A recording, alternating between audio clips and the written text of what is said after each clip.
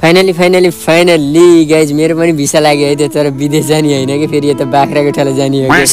Hello family के छ मेरो चाहिँ ठिकठाक छ है त अनि हजुरहरुको पनि ठिकठाक नै होला। आज उठ्नु पर्ने थियो घरमा 5 बजे म त 9 बजे उठे के जहिले यस्तै हुन्छ राति लाइभ बस्यो पबजी स्ट्रिम बस्यो यस्तै हुन्छ भने जहिले पनि पहिले चाहिँ 9 बजे उठेर यताउति घरको कामहरु सके अनि त्यसपछि खानासाना खाएर आज चाहिँ म चाहिँ जानु पर्ने थियो बाख्राकोटाले के त्यही भएर छिटछिटो गरेर यताउति सबै भइहाल्यो कि काम पनि घरको अरु त सबै काम गरेर सके कि तर यो बिस्तारै त पट्याउनै भ्याइएन भने यता बाख्राहरु कराई गरिरहेको थिए भ्याकी भ्या गरिरहेको थिए गोठमा। त्यसपछि त्यहाँबाट टोपी सोपी लगाएर झिल्के भनेर ढोका सोका लगाएर म चाहिँ बाख्रा सुक्रा फुकाएर लागे आफ्नो काममा। तर पहिला त यस्तरी मैले अहिले जसरी बाख्रा लिएर हिँडेछु नि पहिला सानोमा चाहिँ क्या बब्बाल मजा आउँथ्यो कि सबै साथीहरु पनि हुन्थ्यो हैन तास खेल्यो रमाइलो गर्यो खाजा खायो हैन कस्तो दामी मजा आउँथ्यो कि अहिले त त्यस्तो त केही हुँदैन न साथीहरु हुन्छ न गाउँमा कोही मान्छेहरु हुन्छ बिजोग हुन्छ केही चाडपर्व आयो भने पनि रमाइलै हुँदैन कि सबै मान्छेहरु भएको जति विदेशतिर छन्। हाम्रो बाख्राहरु फेरि चर्न भनेपछि त खत्रै चर्दिन्छन् फेरि जंगलतिर नि लैजानै पर्दैन भने एउटा भित्तो पायो भने फेरि सरसती त्यही चर्दिरा हुन्छन् कि यता रोडमै चर्दिराहन्। एकछिन चाहिँ रोडमा चराउँदै ल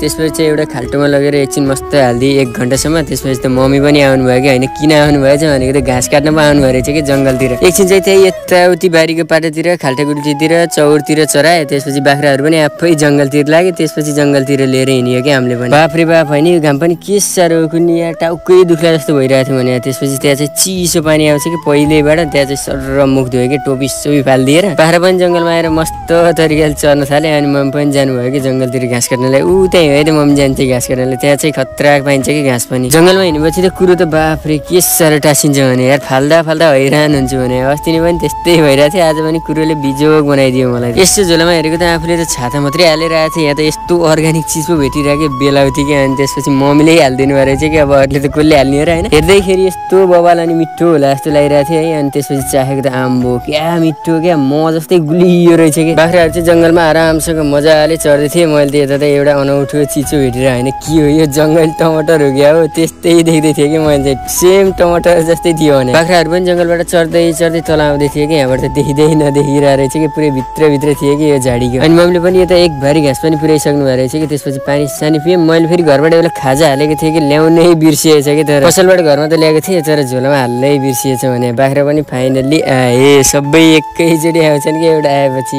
यो त सब टन्न परेर आइरहन् बाख्राहरुलाई त टन्न बनाए आफूलाई फेरि भोक लागेर बिजोग रमाइलो भइरहेको थियो भने केही खान नपाएर पानी मात्रै खाएको छ बसेको छ त्यही बेला देखायो 2-4 त्यही हो। त्यसपछि मम्मीले घाँस सास बोकाएर अनि बाख्राहरुलाई अगाडि लगाएर फाइनली घरमा पनि आइपुग्यो। घरमा आएर पहिले चाहिँ बाख्राहरुलाई बान्दिए त्यसपछि खुट्टा सुट्टा मुख सुक धोइ बखाली हानेर अनि खाजा खान बस्दियो कि मैले खाजा छोडेको चाहिँ यही हो है त स्प्राइट र बिस्कुट ल्याएको थिएँ कि यही छोडेर पो हिँडेछु कि घरमा अहिले काम लागिरहेछ खानालाई। त्यो स्प्राइट र बिस्कुट खाना त खाइयो तर खै मलाई त केही खाए जस्तै भएन भने कि अब त भात नै चाहियो कि भात नखाइ हुँदैन। त्यसपछि बिहानको भात रहेछ कि अलिकति हैन अनि त्यसैमा हल्का फुल्का घिउ सिउ हालेर चटनी हालेर तरकारी हालेर पर्याक पुरो बनाएर मैले त त्यही खाइदिएको अनि त्यसपछि त आनन्द आइरहेको थियो भने देशभरि यो घाममा हिँडेपछि त अर्ग्यानिक खाजा डह्रो नभइकन त काम नै गर्दैन भने आजको लागि यति नै भयो। Radhe Radhe and bye bye.